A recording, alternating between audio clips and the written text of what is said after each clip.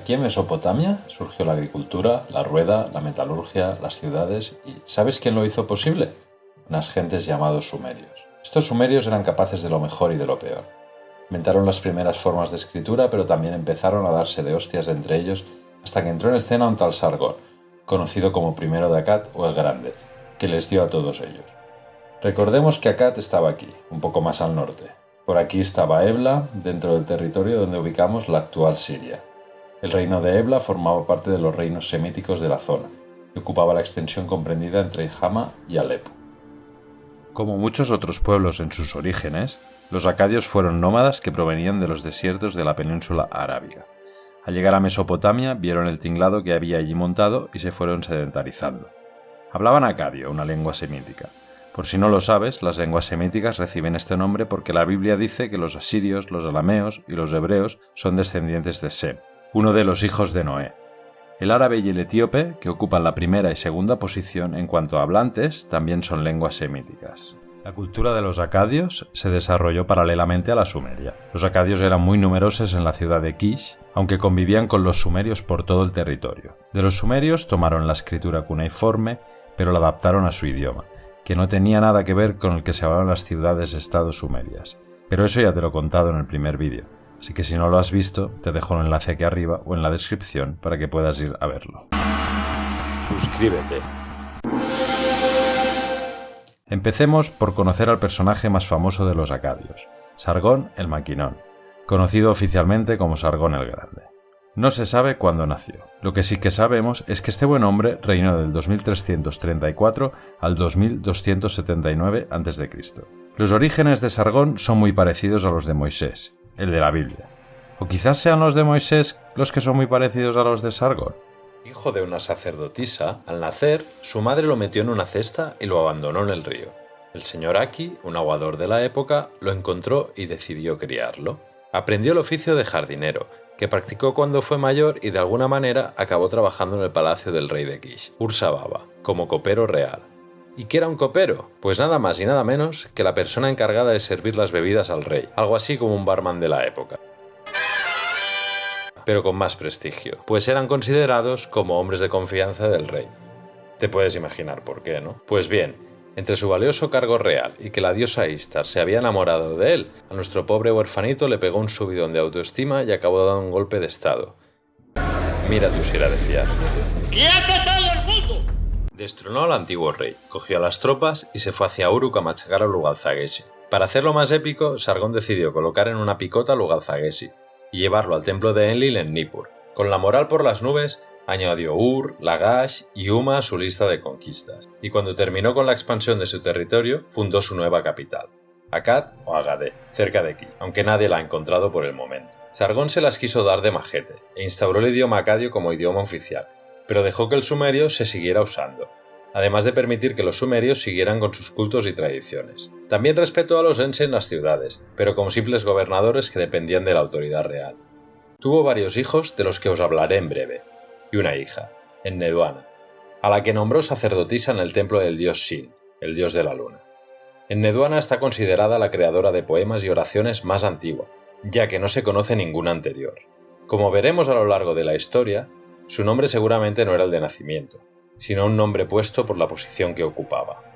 En significaba sacerdotisa.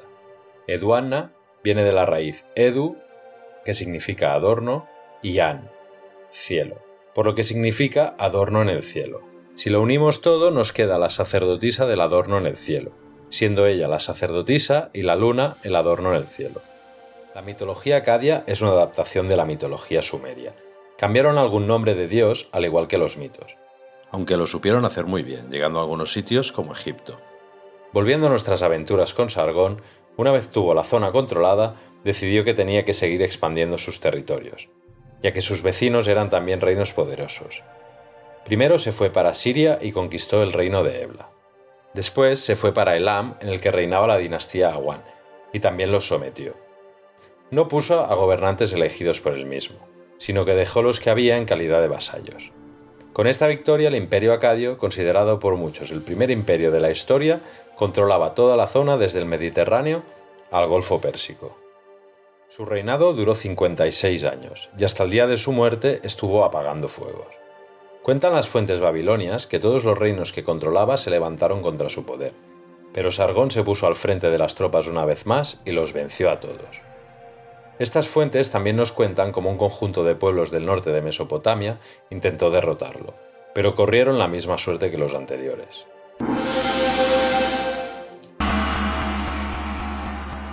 Muerto Sargón, los sumerios pensaron: Tate, vamos a recuperar nuestra libertad. Pero no fue así, pues ahí estaba el hijo de Sargón, Rimush, para seguir los pasos de su padre y vencerlos de nuevo.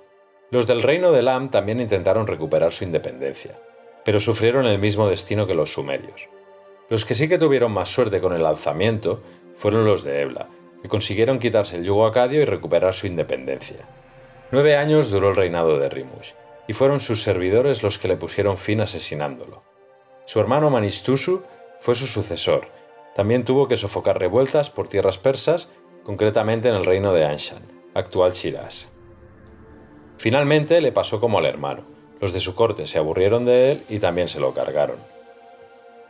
El siguiente rey fue Naram-Sin, nieto de Sargón e hijo del anterior. Este se dedicó a recuperar todo lo que su padre y su tía habían perdido. Recuperó Ebla, conquistó el reino de Magán y se dice que hasta les quitó la península del Sinaí a los egipcios, por lo que se hizo nombrar como rey de las 4 regiones. Se le subió tanto a la cabeza que se hizo nombrar Dios y construirse un templo en honor a él mismo. También combatió a los Lulubi y los venció en una batalla, como se cuenta en la estela de Naram-Sin, pero luego le dieron pal pelo. Existe un escrito posterior a los hechos, conocido como la Maldición de Akkad, en el que da una explicación mitológica de la caída del imperio. En él nos cuentan cómo Naram-Sin saqueó el templo de Enlil en la ciudad de Nippur. Enlil se cabreó y mandó a los habitantes de los montes Zagros, los Gutis, a destruir la capital acadia. Y vamos si lo consiguió. Pero antes de todo esto, reinó el hijo de Naram-Sin, Sharkalisarri, que fue el último gobernante del imperio acadio. Los Gutis ya habían empezado a atacar al final del reinado de Naram-Sin, pero durante el de Sharkalisarri se intensificaron estos ataques, lo que hizo caer al imperio, que había durado cerca de un siglo. Finalmente fue Kutikin-Shushinak, rey de Elam, quien lo venció, y consiguió quitarle el yugo acadio a su tierra.